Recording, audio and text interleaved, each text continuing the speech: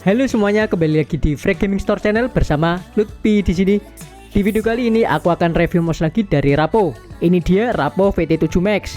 Untuk varian yang kemarin tuh VT2 Max. Apa sih yang bikin perbedaan antara VT2 Max atau VT7 Max? Mulai dari polling rate 8000 Hz, sensor flagship, dan bobotnya cukup ringan.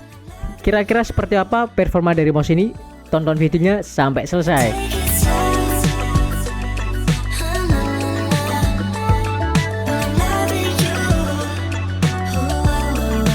Oke, kita mulai dari video unboxingnya terlebih dahulu. Untuk boxnya itu menurut aku juga masih sama, warna silver dan warna putih. Di depannya ada logo Rapo aja. Untuk di sampingnya juga sama. Untuk di belakangnya seperti biasa ada spesifikasi singkatnya. Mulai dari 2.4 GHz, 800 mAh, kemudian ada sensor PixArt, kemudian ada optical micro switch 120 juta klik. Ketika aku buka di dalamnya, di sini aku dapat mouse VT7 Max itu sendiri. Kemudian ada dongle 2.4 GHz, kemudian ada dongle receivernya, kemudian ada kertas manualnya, kemudian ada kabel USB A to C, dan sama masih dapat bonus grip tab tambahan sama mouse switch cadangan. Oke, lanjut sekarang kita bahas build quality dan desain dari mouse ini. Untuk VT7 Max ini bentuknya tuh ambidextrous, lebih ke asimetris ya. Kalau varian yang VT2 Max kemarin itu lebih ke simetris, itu seperti potato shape ya.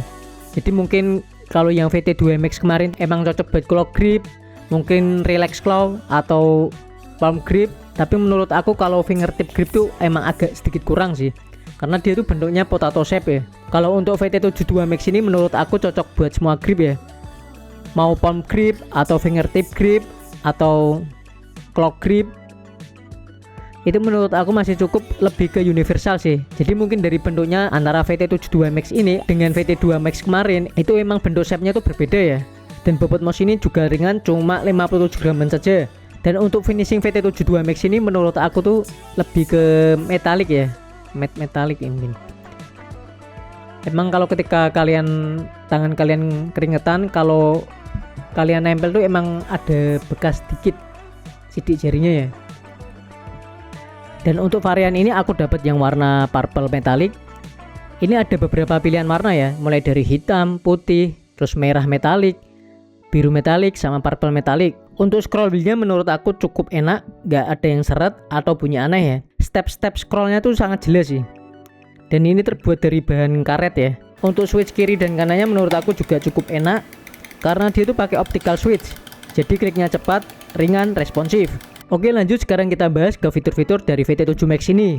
Mouse ini memiliki dua mode koneksi, ada wireless 2.4 GHz dan ada mode kabel. Buat wirelessnya seperti biasa, kalian tuh bisa tancapkan langsung di PC atau laptop kalian yang tanpa receiver, itu dia langsung terkoneksi juga. Untuk kalian yang mau pakai receivernya, itu tinggal kalian tancapkan aja, tapi harus sesuai dengan kabel dari bawaan mouse ini ya. Karena kadang tuh kabelnya tidak sesuai atau tidak support. Dan mouse ini pakai sensor PixArt Power 3950. Ini masih sama dengan VT2 Max kemarin, itu termasuk sensor flagship juga. Yang aku rasain pas pakai buat game atau buat harian, itu trackingnya tuh super halus, gak ada jitter, dan micro adjustment tuh kebaca dengan baik. Dan mouse ini DPI nya tuh sampai 30.000. Tapi untuk versi yang software, kalian tuh bisa atur sampai 45.000 ya. Tapi kalau DPI terlalu tinggi juga gak berfungsi banget sih, lebih ke mungkin kalian setting di 8000 mentok, itu buat game FPS atau game kompetitif itu sudah cukup banget.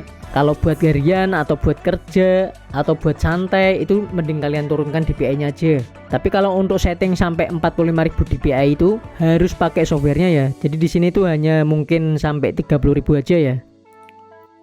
Dan kalian atur DPI itu biasanya tombol DPI-nya itu cuma satu aja, kayak di tengah gitu. Kalau di sini tuh ada dua tombol DPI. Jadi yang atas tuh buat nambah DPI, kalau yang bawah tuh buat ngurangi DPI. Jadi kayak terasa tuh enak banget ya. Kayak DPI pengen tinggi banget, tinggal kalian klik yang depan aja. Kalau kelebihan atau kalian mungkin mengurangi DPI-nya, kalian tuh tinggal klik bawahnya aja. Jadi gak harus mentok sampai tinggi dulu baru kalian tuh kayak mulai nol lagi ya. Jadi kalau tombol DPI seperti biasa yang di mouse gaming atau mouse lainnya, itu biasanya satu tombol itu harus nambah, habis itu pingin ke nol lagi tuh dia nunggu sampai mentok dulu baru ke nol lagi, terus nambah lagi lah. Kalau di sini tuh kalian bisa setting mau nambah mau kurang tuh bisa semuanya ya. Dan mouse ini memiliki polling rate juga 8000 Hz seperti VT2 Max kemarin, yang kalian bisa atur melalui softwarenya. Di beberapa mouse gaming lainnya biasanya tuh Polling rate tuh kadang mentok 1000 Hz, tapi di Rapo ini sudah ngasih 8000 Hz yang menurut aku jadi sudah cukup banget buat gaming. Jadi input lebih cepat, latensi lebih rendah, dan tracking tuh lebih smooth. Tapi buat kalian yang mau pakai harian atau buat kerja atau mungkin buat gaming santai atau yang bukan FPS, mungkin RPG atau casual gaming biasa, itu kalian atur 1000 Hz itu menurut aku sudah cukup sih. Daripada kalian atur 8000 Hz terus, itu tuh ngaruh di baterainya, kadang cepet habis atau agak sedikit boros ya. Dan mouse ini memiliki Nordic NRF 54L15 MCU, dimana otak mouse ini tuh mengatur semua input, jaga stabilitas koneksi, optimasi performa wireless, dan efisiensi daya tuh lebih hemat. Hasilnya mouse ini tuh lebih stabil dan minim gangguan. Untuk switch VT72 Max ini itu pakai optical switch ya. Klik kiri dan klik kanannya, dia tuh pakai optical switch yang diklaim tuh bisa sampai 120 juta klik.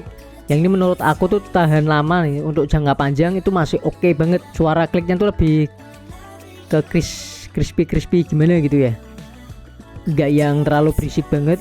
Jadi buat kalian yang untuk main game malam atau mungkin buat kerja di tempat kantor yang ramai, itu mungkin itu nggak bakal ganggu juga sih, karena suaranya juga silent, nggak yang terlalu berisik banget.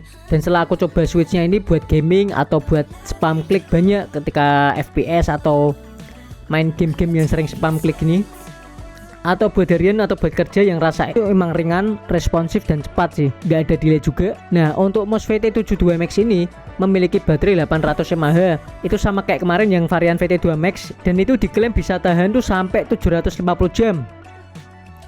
Jadi kayak kalian melihat dari softwarenya, misal kalian setting di polling rate 1000 Hz atau 8000 Hz, di situ sudah ada keterangannya berapa dia akan bertahan sampai habis. Jadi kayak ada estimasi berapa jamnya ya. Nah untuk mouse ini seperti biasa juga ada software khususnya. Dari Rapo langsung kalian tinggal klik websitenya aja, rapo.com, kemudian kalian cari softwarenya VT72 Max, kemudian tinggal download, langsung install. Di software Rapo Ahub ini tuh kalian bisa atur DPI, polling rate, bikin makro, remap tombol, atur tombol DPI terpisah, sampai segmen profil kalian. Menurut aku ini softwarenya juga cukup lengkap banget dan kalian tuh mudah ngoperasiin. Nah yang bikin keren dari mouse ini sudah ada khusus charging docknya, tapi ini dijual terpisah ya. Jadi kalian tuh nambah 100 ribuan saja ya, sekitar 150 apa 170, itu kalian tuh sudah dapat charging docknya. Dan ini tuh harus disetting dulu ya, jadi nggak langsung ditempel kayak gini. Jadi kalian beli charging dock, kemudian dapat adapter magnet buat menempelkan di bagian bawah mouse-nya ya. Oke lanjut, sekarang aku coba tes di in-game-nya.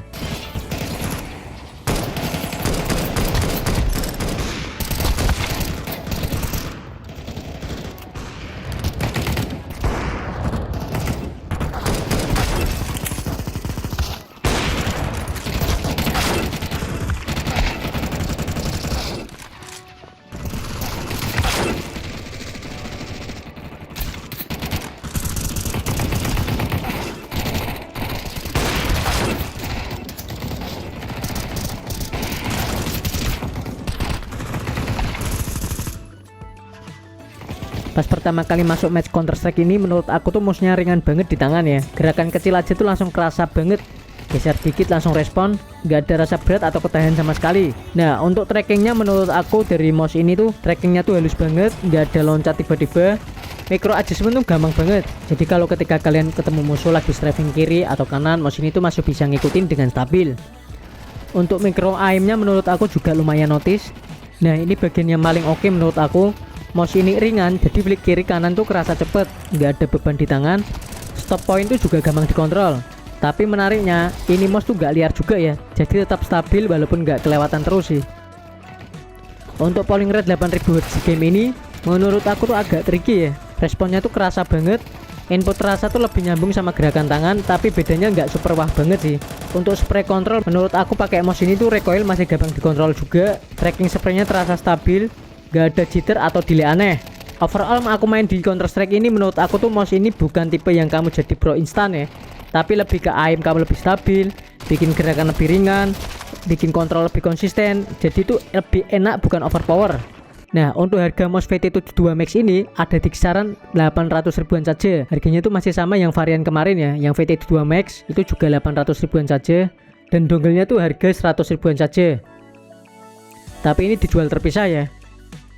Jadi kalau kalian beli online Menurut aku VT72 Max ini tuh biasanya kalau di kisaran mouse flagship itu tuh harganya biasanya 1 jutaan sih. Tapi harga 800 ribuan ini menurut aku tuh sudah cukup murah, tapi bisa menyaingi yang harga 1 jutaan itu. Gimana nih menurut pendapat kalian?